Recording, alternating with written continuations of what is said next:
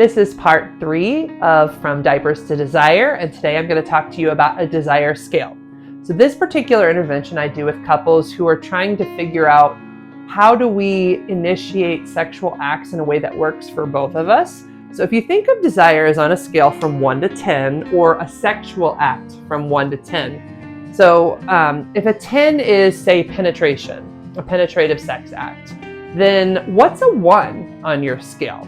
So one of the things I'm noticing my partners are struggling with, my couples, is that one partner will initiate, let's have sex, or do you want to have sex? And that's penetrative sex. But if you think of that scale, is that that's out of 10. If you're at a 0 or a -3 on that desire scale, asking to go to a 10 is just way too high.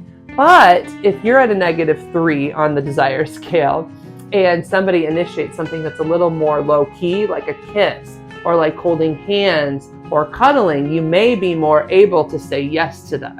And so what I have couples do is I have them create a desire scale, or a sexual act scale, if you will, from 1 to 10 of what's at a 1, what's a 2, what's a 3. And as a couple, I really want you to break the two of you apart to see how different you are, because here's how different this can be. So when I talk about flirting, for example, just sending like sexy texts to each other or sending little compliments, I've noticed that one partner might send a dick pic, and a dick pic might be a 4 to the other partner on that desire scale, whereas for the partner sending it, that may feel like a 1.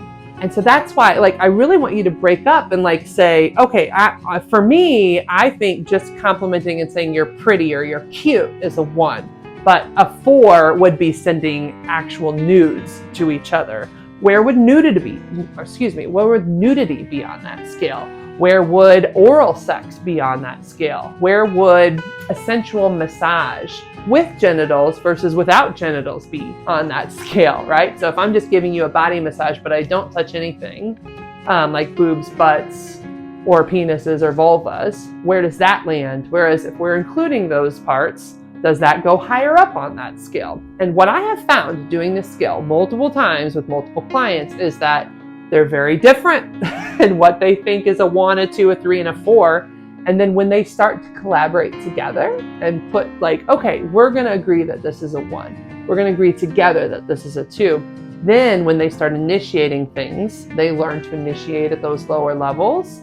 And sometimes they can warm and build to higher levels, but it is much easier to say yes to something at a 1, a 2, or a 3 than it is to say yes to a 10, especially when you feel like you're at a -2, which, by the way, a lot of my new mommies that I work with are consistently writing at negatives when it comes to desire because of what we talked about in the first video. If you've missed it, please go back. It talks about hormones that are happening and just the fact that you're tired.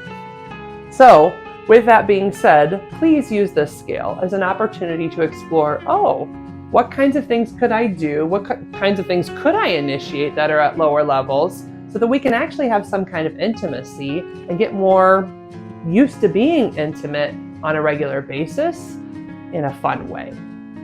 So if you'd like more information about how to do this or how to do this well, please see me as a therapist, because that's kind of what I do. I'm a sex therapist. You can submit a contact form at therapistintstlouis.com. Please like and subscribe and comment below on some of your 1s, 2s, and 3s. Thank you.